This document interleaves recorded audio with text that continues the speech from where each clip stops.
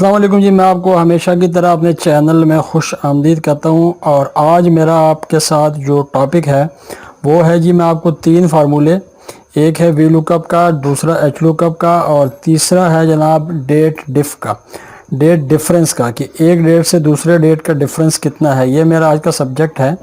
लेकिन अगर अभी तक आपने चैनल एक्सेल मज़ा को सब्सक्राइब नहीं किया तो चैनल को ज़रूर सब्सक्राइब करें और बेल आइकन को प्रेस करें ताकि आइंदा आने वाली वीडियोस आप तक बआसानी पहुंचती रहें।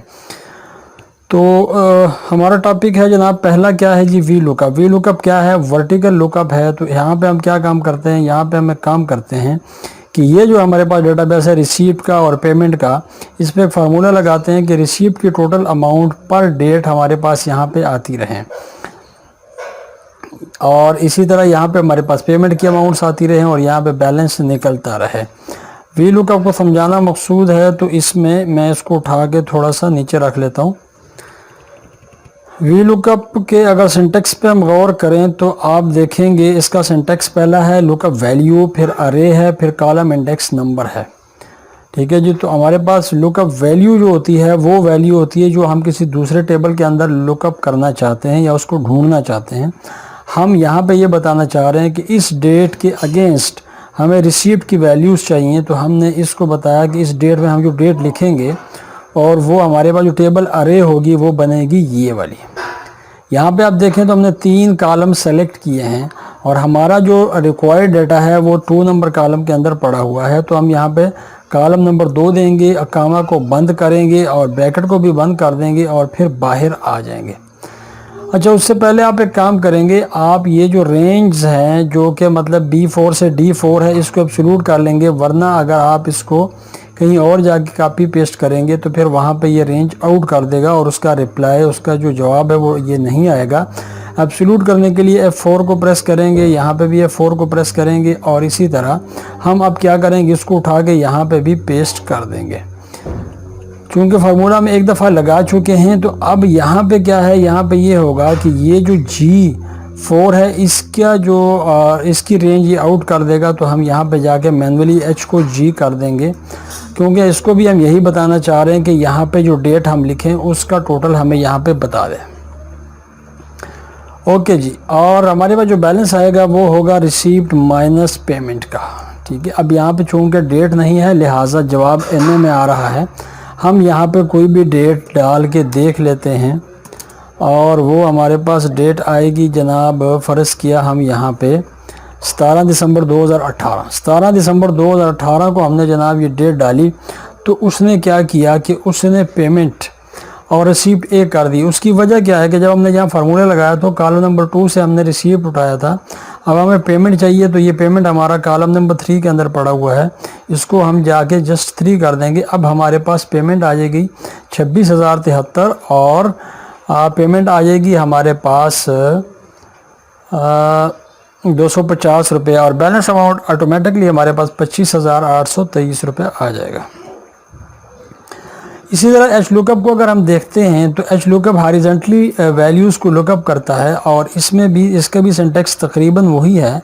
अगर हम एच लुकअप को अप्लाई करते हैं तो आप देखेंगे कि लुकअप वैल्यू मांगेगा, टेबल अरे मांगेगा और फिर रो के इंडेक्स मांगेगा। मतलब इस हम जो लुकअप वैल्यू सेलेक्ट करते हैं, फ़र्ज़ किया मैं यहाँ पे पेमेंट की लुकअप वैल्यू सेलेक्ट करता हूँ, उसके बाद फिर मैं यही टेबल अरे इसी को बनाता हूँ और यहीं पे मैं इसको क्या देता हूँ कि मेरे जो रो इंडेक्स नंबर, फ़र्ज़ किया मेरे पास यहाँ पे 8 नंबर रो है, उसके अंदर क्या लिखा हुआ है ये मुझे इसने बताना है।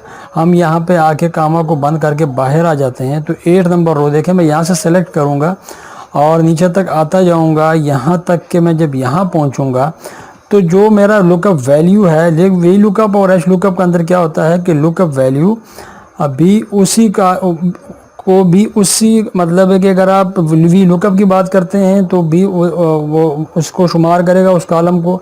अगर आप एच लुकअप की बात करेंगे तो तब भी लुकअप वैल्यू जहाँ पे जिस रो के अंदर होगी उसको शुमार करेगा। तो यहाँ पे आपके पास पेमेंट से लेकर और 8 नंबर रो तक 500 आ रहा है, तो उसने यहाँ पे हमें 500 रिटर्न कर दिया है। अच्छा, इस एच लुकअप का बहुत ही प्यारा हमारे पास एक यूज़ है और वो यूज़ क्या है कि हम ये चाहते हैं कि देखें यहाँ पे ये पेमेंट्स लिखी हुई हैं इस तरह की। ठीक है। अगर हम ये पेमेंट्स यहाँ पे इस तरीके से लिखना चाहते हैं, ये मैं आपको सिर्फ मिसाल दे रहा हूँ, मैं उनको थोड़ा सा कम कर लेता हूँ। मैं ये चाहता हूँ कि ये जो पेमेंट्स है वो यहाँ पे इस तरीके से आ जाए, ठीक है। अब ये पेमेंट इस तरीके से आ गई। ये तो हमने काम किया जनाब, हमने उठाया वहाँ से कॉपी किया और यहाँ पे स्पेस स्पेशल पे आए और यहाँ पर ट्रांसपोज लगाया, वैल्यू को, रेडियो बटन वैल्यू को सेलेक्ट किया था, ट्रांसपोज को सेलेक्ट किया और ये काम यहाँ पे हो गया। अब हम अगर ये चाहते हैं कि हम वहाँ पे जो चेंजेस करें वो चेंजेस हमें यहाँ पे नज़र आएँ, उसके लिए हम एचलुकअप के फार्मूले को एक ट्रिक के साथ इस्तेमाल करते हैं और अरे के फार्मूले के साथ इस्तेमाल करेंगे। तो हमारे लिए क्या होगा कि आप देखें यहाँ पे तो ये है कि हम अगर यहाँ पे चेंजेस करते हैं तो वहाँ पे हमें कुछ चेंजेस नज़र नहीं आती। फ़र्ज़ कि मैं यहाँ पे अभी इसको 2000 या 20,000 कर देता हूँ तो वहाँ पे कुछ चेंज नहीं हुआ, ठीक है। हम अगर इसको इसके साथ जाके एक काम करते हैं, इसको जाके वहाँ पे लिंक कर देते हैं, अब जाके ये चेंज होगा, ठीक है। लेकिन इसमें भी मसला आता है बाज़ टाइम, तो इसलिए हम इसको एक एचलुकअप फार्मूले के ज़रिए इसको वहाँ से उठाते हैं और यहाँ पे ले आते हैं और इस जो पोजीशन इसकी बनी हुई है वर्टिकली, वो उसको यहाँ पे हम लिख देते हैं। हम उसके लिए करेंगे क्या, हम एचलुकअप का फार्मूला लिखेंगे, उसके बाद फिर हम लुकअप वैल्यू देंगे, ठीक है जी। लुकअप वैल्यू फ़र्ज़ किया मैं चाहता हूँ कि पेमेंट है, पेमेंट, और इसको मैं डबल कोट्स के अंदर लिख देता हूँ और फिर मैं टेबल अरे ये वाली सेलेक्ट कर देता हूँ, ठीक है। ये मैंने यहाँ पे टेबल अरे सेलेक्ट की, ये वाली। अब उसके बाद मैं जाता हूँ और यहाँ पे मैं लगाता हूँ छोटी ब्रैकेट। छोटी ब्रैकेट के बाद मैं यहाँ पे देता हूँ 1 2 3 4 5 6 7 तक की रोज़ की वैल्यूज़ मुझे यहाँ पे चाहिए।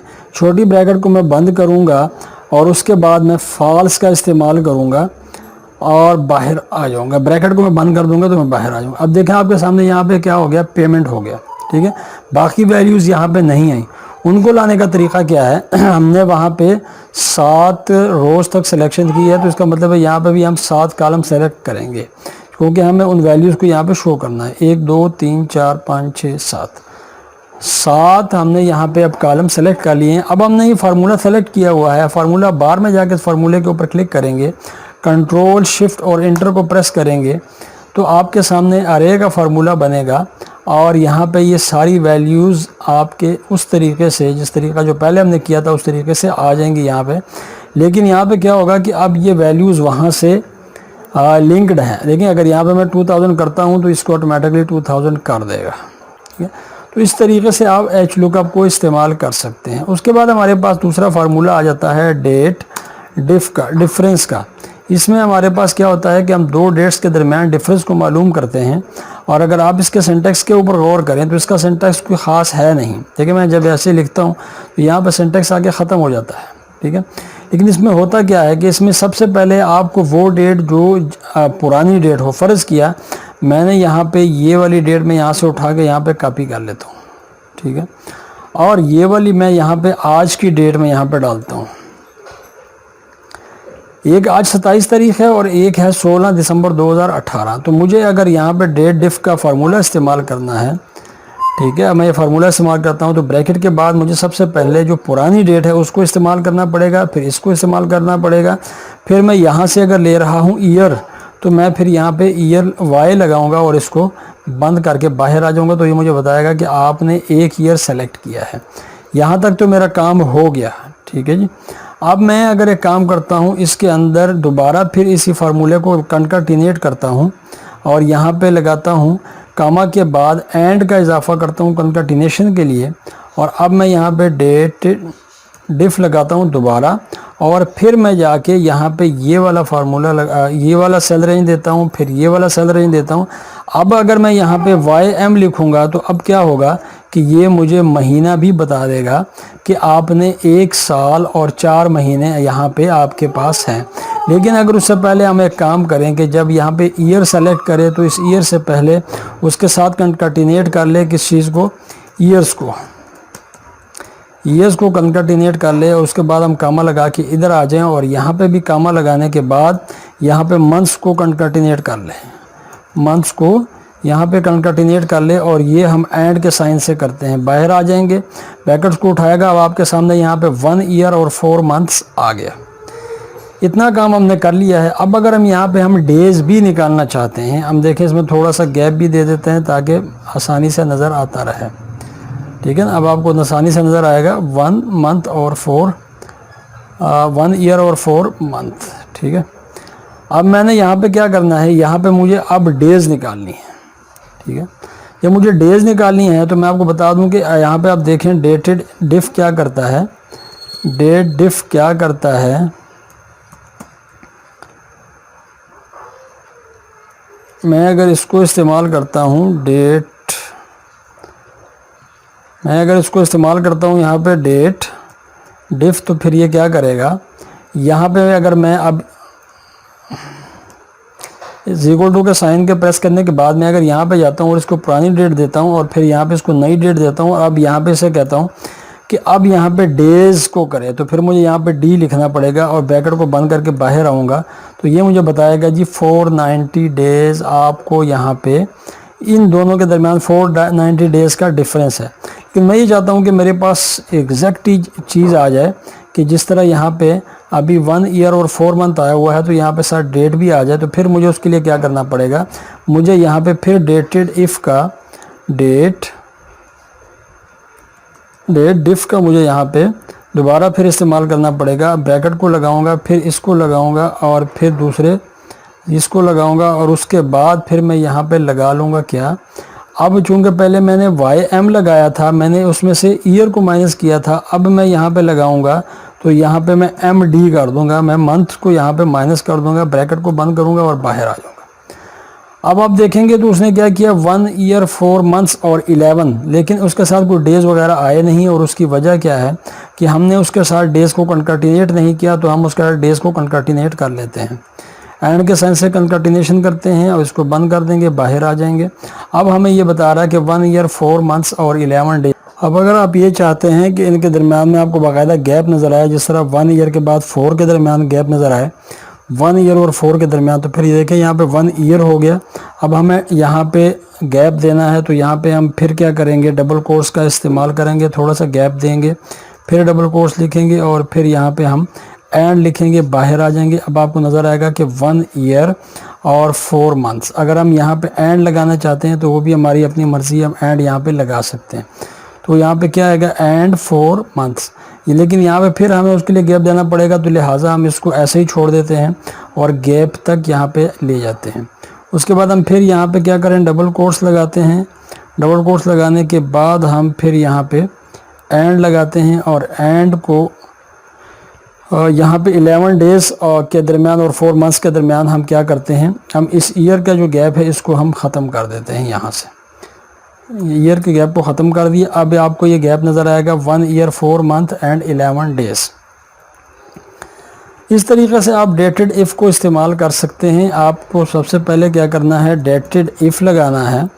उसके बाद अगर आपने ईयर्स मालूम करने हैं तो Y लगाएंगे, अगर आपने मंथ मालूम करने हैं तो M लगाएंगे, डेज़ मालूम करने हैं तो आप D लगाएंगे। लेकिन अगर आपने ईयर के बाद मंथ भी लगाने हैं तो फिर आपने ईयर माइनस करना है, और फिर अगर मंथ के बाद डेज़ भी लगाने हैं तो फिर आपको MD यहाँ पे लगाना पड़ेगा। डेटेड इफ़ के बाद जब हम कामल लगाते हैं यहाँ पे, जहाँ पे मैंने आपके सामने ये लगाया हुआ है। तो ये था हमारा आज का छोटा सा टॉपिक। उम्मीद करता हूँ कि आपको पसंद आया होगा, और पसंद आता है तो चैनल को ज़रूर सब्सक्राइब किया करें, वीडियो को शेयर किया करें और लाइक किया करें। अल्लाह हाफ़िज़।